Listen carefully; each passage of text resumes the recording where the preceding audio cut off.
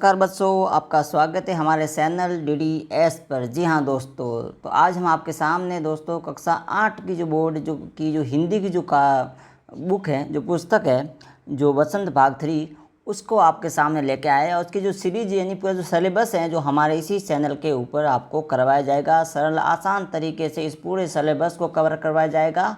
और दोस्तों इसमें से पूरे के पूरे प्रश्न आपको बाहर नहीं जाने वाले। आपके बोर्ड के 99% बोर्ड जो हिंदी के जो अंक है वो प्राप्त करने वाले। तो दोस्तों चलिए, मैं हूँ हिंदी शिक्षक अर्जुन देवासी और आपको इस सीरीज़ का जो हिंदी बुक का दूसरा जो पार्ट लेके आए हैं वह है दोस्तों बस की जो यात्रा है।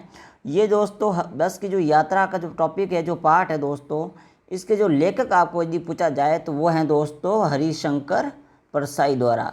हरिशंकर परसाई के द्वारा ये दोस्तों लिखा गया है। हरिशंकर परसाई के द्वारा ये दोस्तों ऐसे लेखक हुए हैं जिन्होंने व्यंग्यात्मक रूप से कहानियाँ लिखी हैं, जिसके ऊपर आलोचना की गई है, जिसके ऊपर तृष्णा तिरस्कार जैसी कहानियाँ हैं, उन्होंने ऐसी बहुत बड़े ढंग से, रोचक ढंग से लिखी है। तो आज हम इनके द्वारा लिखी गई बस की जो यात्रा है, इसको हम आपको पढ़ाने वाले हैं बड़े ही सरल और आसान तरीके से। पढ़ने से पहले मैं इसका शॉर्ट ट्रिक्स में समरी को पूरे 4 लाइनों, अगर मैं समरी को बताऊँ शॉर्ट और ट्रिक में, तो इस पाठ का पूरा सार दोस्तों यही है कि बस की जो यात्रा ये हरिशंकर प्रसाद के द्वारा जो लिखी गई एक व्यंग्यात्मक कहानी है। कौन सी कहानी है दोस्तों? व्यंग्यात्मक। और व्यंग्यात्मक का अर्थ होता है दोस्तों आलोचना की गई हो, जिसके ऊपर आलोचना की गई हो। इसमें लेखक ये बता रहे हैं दोस्तों कि किस प्रकार जो पुरानी जो खराब हालत की जो बसें सड़कों पे चलती है और उसमें वो केवल और केवल उनका मौलिक केवल और क्या होता है, केवल धन को अर्जित करना, धन कमाना चाहता है, बल्कि यात्रियों की जान माल की रक्षा को लेकर उनको कोई चिंता नहीं रहती है। तो इस पूरे पाठ का सार दोस्तों यही है। चलिए इस पाठ को, पैराग्राफ को हम धीरे धीरे पढ़कर आपको समझाते हैं। पहले जो इस पैराग्राफ में देखिए दोस्तों, चलते हैं। इसमें लिखा हुआ है, हम 5 मित्रों ने तय किया। लेखक बता रहे हैं कि हमने 5 मित्रों ने तय किया कि शाम 4 बजे बस से चले। पन्ना से इस कंपनी की बस सतना के लिए 1 घंटे भर बाद मिलती है। कहाँ से? पन्ना से। और जो कि जबलपुर की ट्रेन मिला देती है। सुबह घर पहुंच जाएंगे और हम दो को सुबह काम पर भी हाजिर होना है, इसलिए वापसी का सही रास्ता अपनाना भी ज़रूरी था। तो लोगों ने सलाह दी कि समझदार आदमी इस शाम वाली बस से सफ़र नहीं करते हैं। लोगों ने तो कई सलाह दी कि भी समझदार लोग होते हैं ना, वे इस शाम वाली बस में सफ़र नहीं करते। क्या रास्ते में डाकू मिलते हैं? नहीं नहीं, बस डाकिन। डाकिन शब्द का अर्थ होता है दोस्तों डाके डालने वाले, डाके डालने वाले। आगे दोस्तों इस पैराग्राफ में क्या है? बस को देखा तो श्रद्धा उमड़ पड़ी। श्रद्धा का अर्थ होता है दोस्तों आदरभाव, आदरभाव उमड़ पड़ी। खूब वयोवृद्ध, खूब वयोवृद्ध, वयोवृद्ध का अर्थ होता है दोस्तों अधिक उम्र में, जिसकी एज अधिक हो गई हो।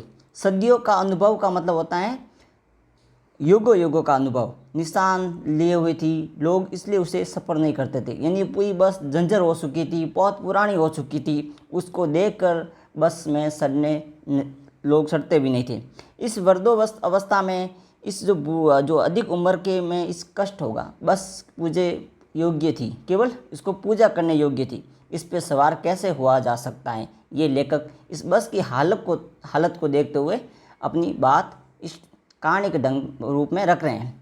अगला जो पैराग्राफ है इसमें देखिए दोस्तों, बस कंपनी के एक हिस्सेदार भी उस बस से जा रहे थे।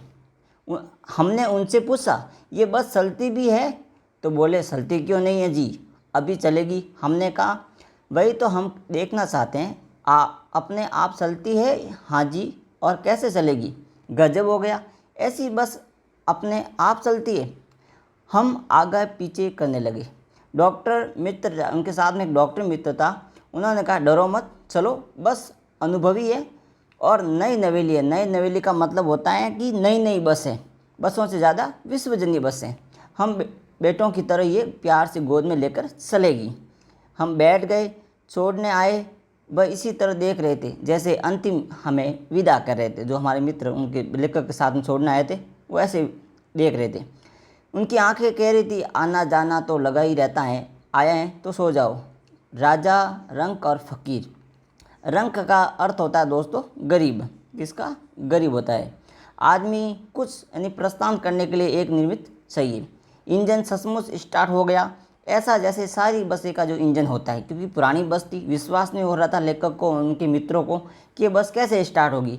हम इंजन के भीतर बैठे, काश बहुत कम बच्चे थे, जो कि बचे हुए थे वो भी बसना ही था।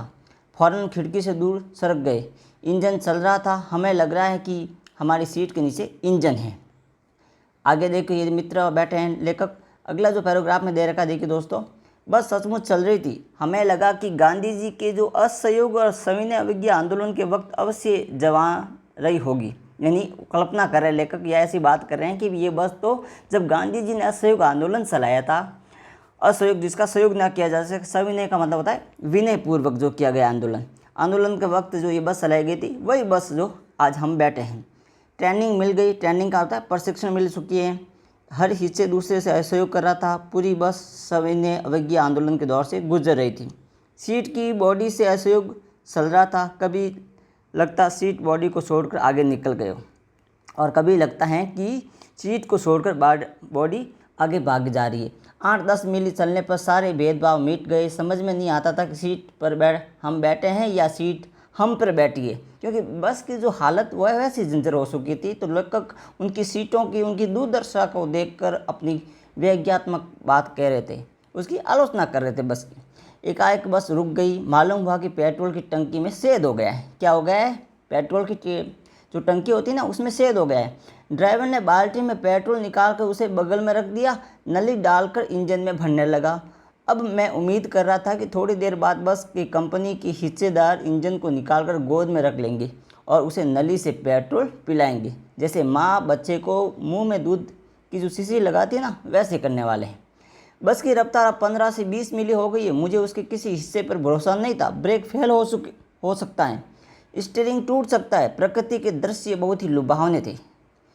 लुभावने का मतलब होता है जो अपने कह सकते हैं कि मन भावने वाले। दोनों तरफ हरे बड़े पेड़ थे जिन पर पक्षी बैठे हुए थे। मैं हर पेड़ को अपना दुश्मन समझ रहा था। जो भी पेड़ आता था डर लगता था कि बस से टकराएगा, निकल जाता है। दूसरा पेड़ का इंतजार करता है। झील दिखती तो सोचता हम बस गोता लगा जाएगी। एकांक फिर बस रुकी। ड्राइवर ने तरह तरह की तरकीब की, पर वही चली नहीं। सविनय अवज्ञा आंदोलन शुरू हो गया था। कंपनी के हिस्सेदार कह रहे थे, बस तो फर्स्ट क्लास हैं जी, ये तो इत्तेफाक, यानी कभी कभार ऐसी बात होती है। सिंध साजिद में वृक्षों की छाया के नीचे बस बड़ी दहनी का मतलब होता है जर्जर अवस्था में लग रही थी। जैसे कोई वर्द थक कर बैठ गया। वर्द का मतलब बुढ़ा आदमी जब थक कर बैठ जाता ना, वैसे।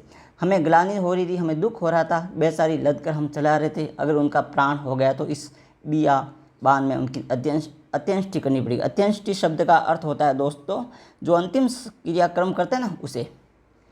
अगला पैराग्राफ देखिए दोस्तों। हिस्सेदार साहब ने इंजन खोला, को सुधारा, बस आगे चली। उसकी साल कम हो गई। धीरे धीरे वर्दा की आंखों की ज्योति जानने लगी।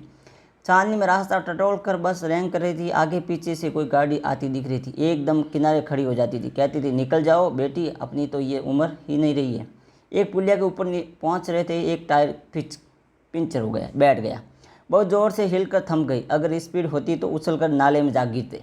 मैंने उस कंपनी के हिस्सेदार की तरफ पहली बार श्रद्धा भाव, आदर भाव से देखा। टायरों की हालत जानते हो, फिर भी जान हथेली पर लगकर इस तरह से बस में सफ़र कर रहे हो। उस तरफ ऐसी भावना दुर्लभ सोचा जैसे आदमी की साहस बलिदान की भावना का सही उपयोग नहीं हो रहा। इसी किसी क्रांतिकारी आंदोलन के नेता होना चाहिए। अगर बस में नाले में गिर जा पड़ती तो हम सब मारे जाते। देवता बाहें पसार उनका इंतजार करते। वह महान आदमी आ रहे जिसने एक टायर के लिए प्राण दे दिए, मर गए पर टायर नहीं बदला। यानी लेखक उनकी टायरों की हालत देखकर, उस बस की हालत देखकर, उनके इंजन की देखकर उनके ऊपर व्यंग्यात्मक बाण चला रहे। दूसरा घिसा टायर लगाकर बस फिर चले। हमने वक्त पर पन्ना पहुंचने की उम्मीद छोड़ दी कि हम अब जो पन्ना स्थान है MP के अंदर, वहाँ हम ना जाएंगे। पन्ना कभी पहुंचने की उम्मीद छोड़ दी थी। पन्ना क्या है, कहीं भी कभी भी पहुंचने की उम्मीद छोड़ दी। लगता है ज़िंदगी इसी बस में गुजारनी है। सीधे इसी लोग प्राण कर जाएंगे। पृथ्वी पर उसकी कोई मंजिल नहीं। हमारी बेताबी तनाव खत्म हो गए। हमें इत्मीनान घर की और बैठ गई। चिंता जाती रही। हंसी मजाक चालू हो गया। और ये हरिप्रसाद के द्वारा दोस्तों लिखी गई एक व्यंग्यात्मक कहानी थी। जो इसका पूरा सार यही है कि जो पुरानी जो जर्जर बसें होती है दोस्तों, कई बार हमें भी वर्तमान में देखने को मिलती है। कैसी जर्जर बसें होती है जो सड़कों पे चलती है, और वो केवल अपने धन और लालच के लिए कई यात्रियों की जो जान माल की कोई चिंता नहीं रहती है। तो तो दोस्तों ये पाठ सरल और आसान तरीके से हमने समझाया। आपको कोई भी किसी तरह का प्रश्न हो तो कमेंट बॉक्स में ज़रूर लिखिएगा। और इस हिंदी की पूरी सिलेबस को हम इसी यूट्यूब चैनल पर आपको कराने वाले हैं। इसके साथ साथ जो MCQ प्रश्न है जो आपके एग्ज़ाम में आने वाले हैं, साथ में हिंदी व्याकरण को भी सरल और आसान तरीके से कराने वाले हैं। दोस्तों वीडियो अच्छा लगे तो लाइक और सब्सक्राइब करना ना भूलें। जय हिंद, जय भारत।